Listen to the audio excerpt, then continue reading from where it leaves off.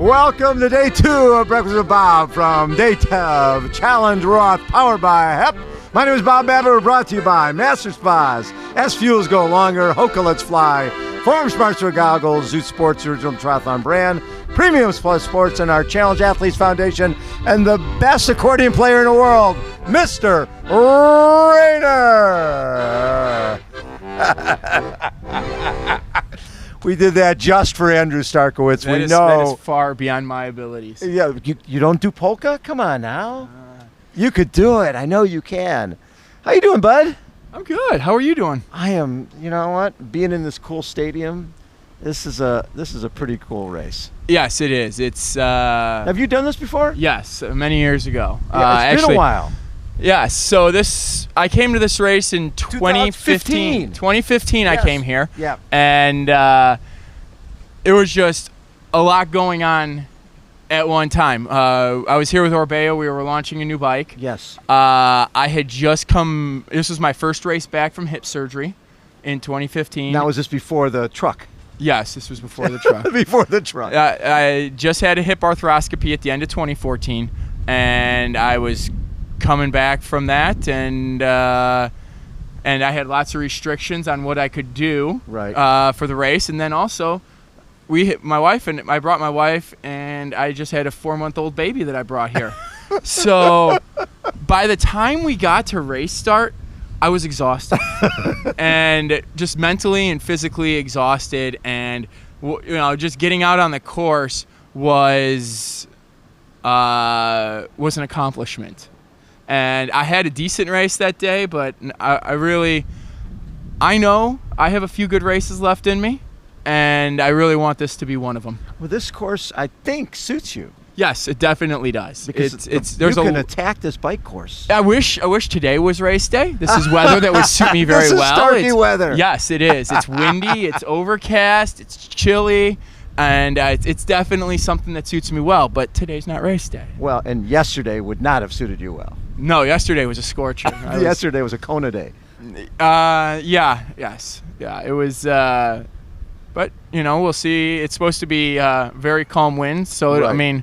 We'll see what these guys are going to throw down. There's a lot of really young guys that are very fast this weekend. So you're seeing, and you've been witness to this last decade where we've seen so much improvement in the sport from the perspective of, equipment, both on the run and the bike side.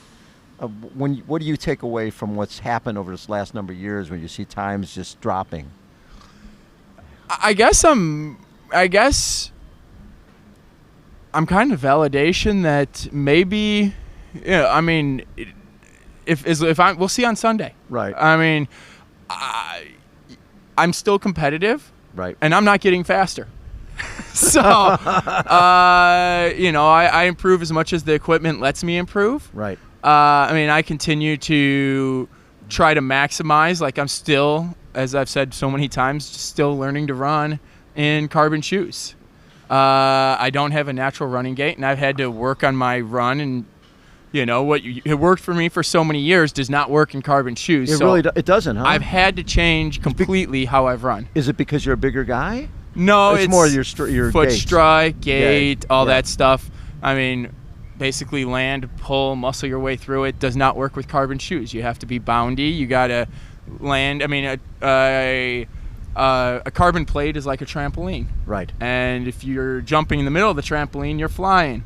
If you're jumping on the frame on the side, you really don't do much. And maybe even do things worse. Right. So, when carbon technology first came in 2019, I tried it, and I was slower in carbon shoes than I was in regular shoes. Gosh, and that's unique. And so, in 2019, all the way through the end, by the end of 2019, I was able to get a little bit quicker. I was getting maybe 2 or 3 seconds a mile quicker out of the carbon shoes. I don't know whether it's because of the foam or whether it's because of the plates, but I was working on it and improving it. But when I first started running with them in the spring of 2019 and trying them, I was slower, and so I've had to make quantum changes. And so yes, you can teach an old dog new tricks.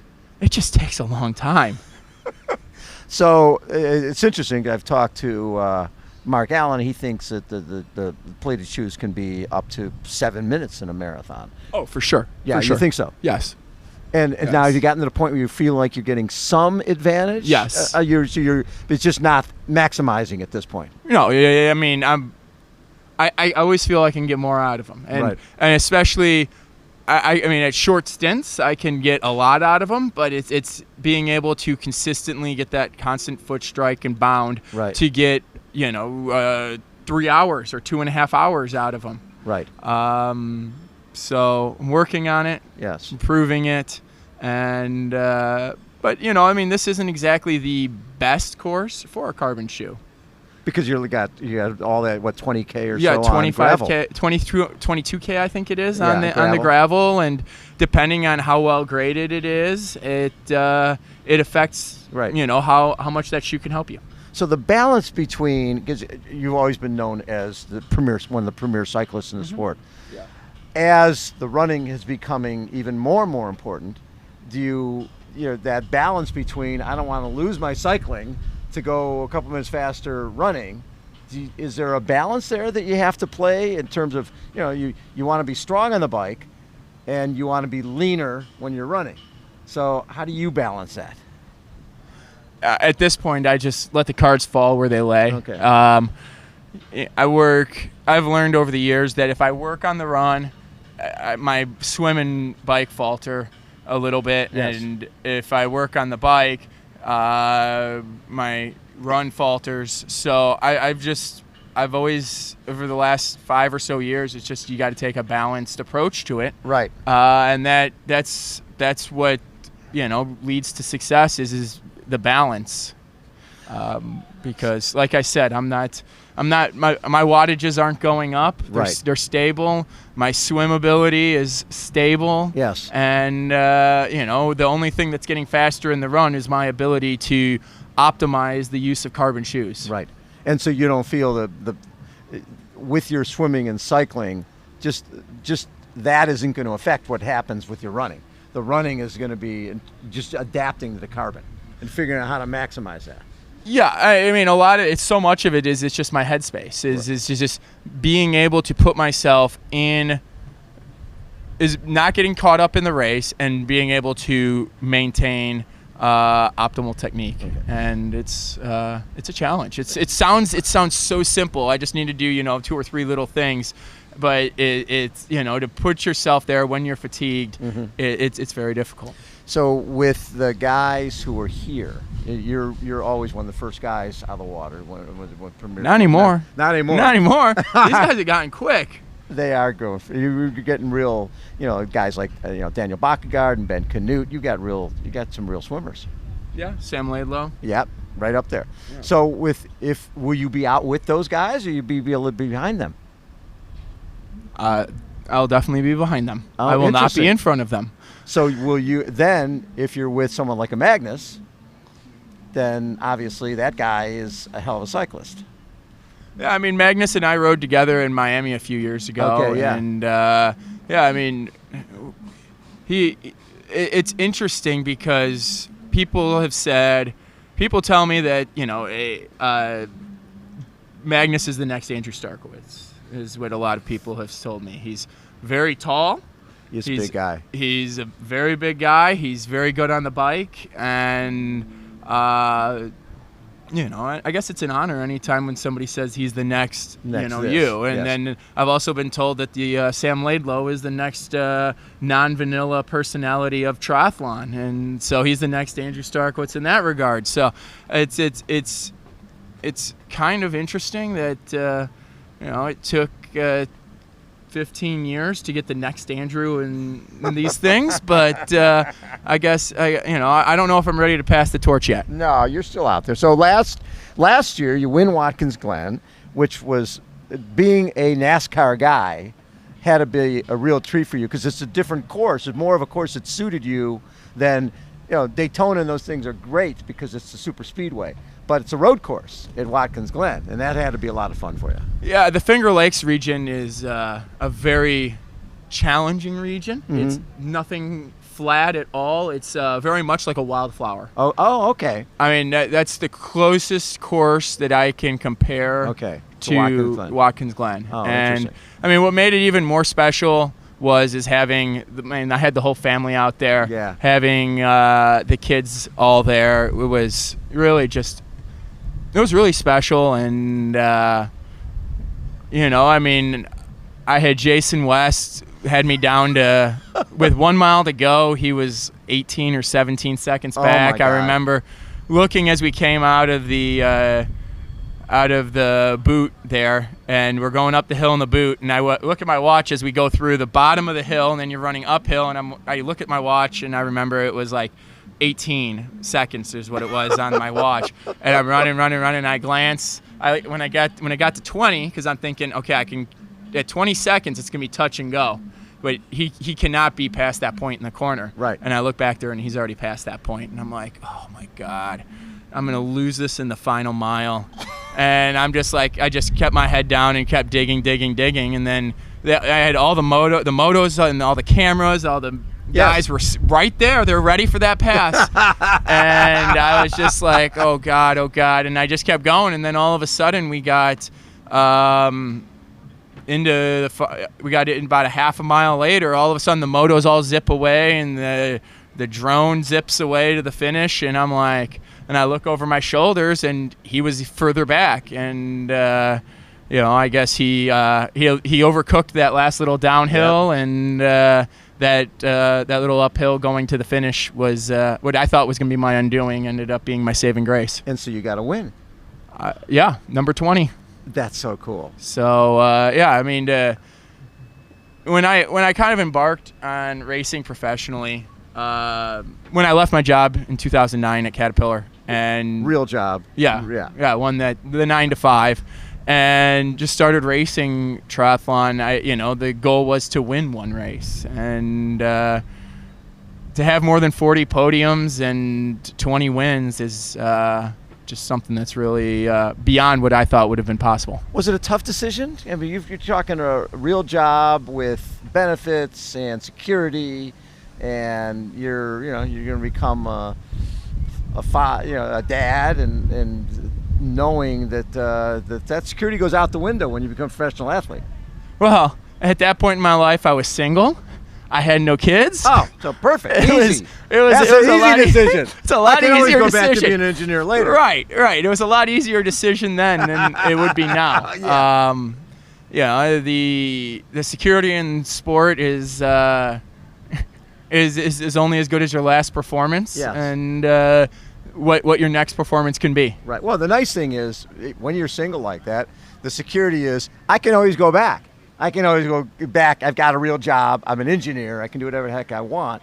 But, hey, I can play at this tri thing for a while and then see what happens. And look what you've built. Yeah. I mean, I had about $12,000 to play with from when I left Caterpillar. Yeah. And I said, when that $12,000 is done, I'll go back and work. I'll get another engineering job. Yes. Wherever that may end up being.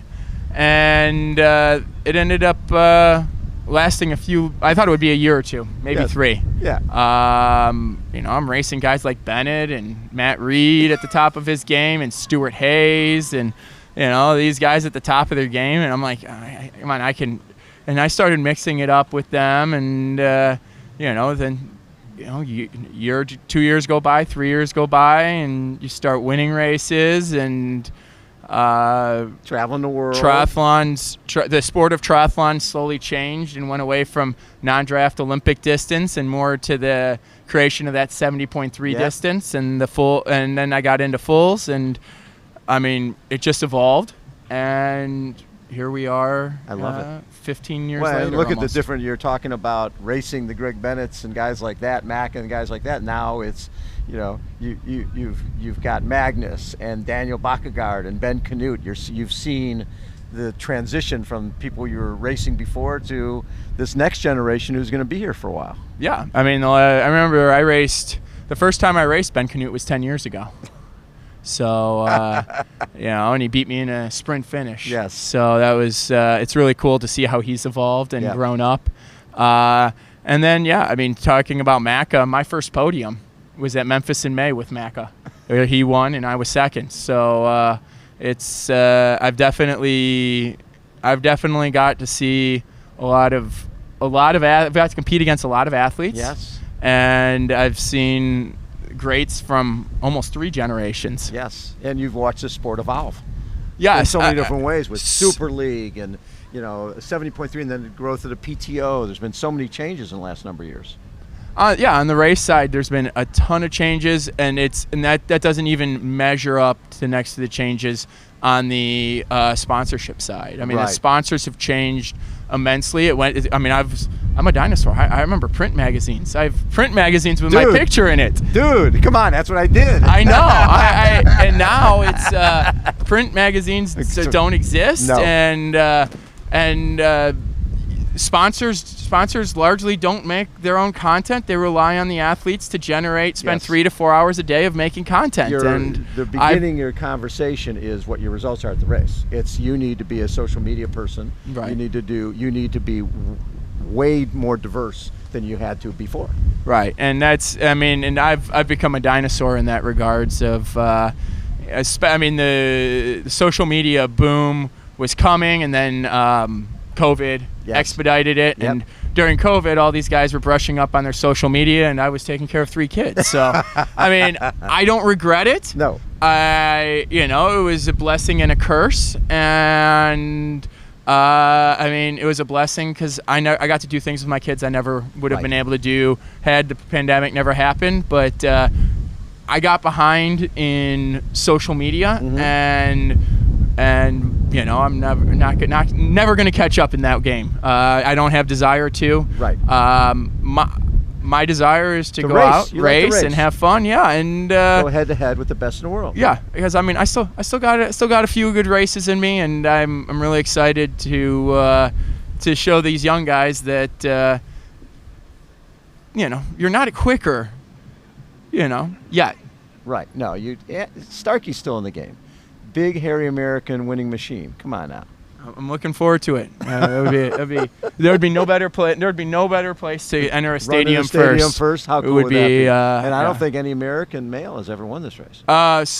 There's been only, I think there has been an American that finished second way back when it was Ironman Europe. Right. But the only person in the last 20 years, it was Jesse Thomas finished third. Yes, Jesse was on the podium here. He finished third. He's the only American to finish on the podium, and I think the only American that has ever won on the women's side was back in the 80s or 90s. Susan, God, what was her name? I don't know. Oh, Susan L. begins with an L, I think. Yeah, Latshaw. Yes, Susan Latshaw won it. She won interesting. it. So okay. she is the only American woman to win. I think she won in late 90s, 97 maybe. Okay, good, because I know I was here in 96 when Lothar Leder became the first person to go under 8 hours. We were covering it for ESPN, and that was seeing him win, going sub 8 hours was back then. I was like, oh my God, someone went under 8 hours. And the crazy part in 2013, I was the first American to go under 8 hours. Yes. And it was, at that time, it was still, I think I was under number 20 to go under 8 hours, and now there's not even the list is like the sub 4 minute list. Exactly. Once you get beyond about 25 or 30, people stop paying attention. Exactly. But when it was it's amazing that how much the equipment has improved. Exactly. And it all takes is people like you start going people start going low 4 hours for an Ironman bike ride. Then it's like, okay, because it used to be you went sub 4:30, that was a big deal. Right. So, Andrew, always a pleasure. Thank you, Bob. And it'd be great to see you come running into the stadium on Sunday. I'm looking forward to it. Last time it was more of a walk jog for much of this marathon. Yes. And I was told, because I had my hip surgery, that if your psoas tightens up on you got to walk. Yes. And that happened about somewhere between 20 and 23K. And I was out there on the levee and just was like, well, I got to walk now. And I what it is. have no choice. And because I didn't want to have to go through that rehab again. Exactly. And so here I'm unrestricted this year. And Love it. I mean, I'm gonna. It's like flooring an old semi. You know, you're gonna floor it, and then when the belts start flying off, the belts start flying off. But I'm not stopping until the load's delivered. I love it. Andrew Starykowicz has been our guest again. We are here at Challenge Roth. Hold on, we will be right back.